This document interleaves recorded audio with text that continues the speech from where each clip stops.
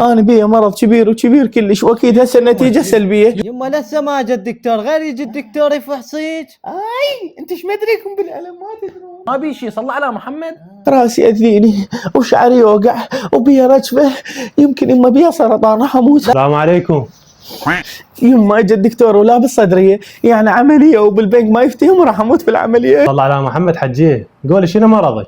اكيد دكتور بيا مرض خطير وانت ما تريد تقول. حجيه خل نفحصك ونعرف ايش بيك. اكيد راح تفحصنا وماكو علاج وتسفرنا للهند وتنقلب بيا الطياره واموت، واذا ما انقلبت بيا الطياره يدعمني فيل واموت يا ابويا. السلام عليكم دكتور. يما تعدي لا تفضحينا قدام الحجي. تفضل حج ايش بيك؟ والله دكتور قلبه يأذيني من ورا ولدي، واريد أنا اتزوج وما يخلوني.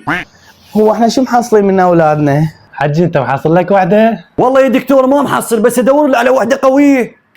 وين راحت امي؟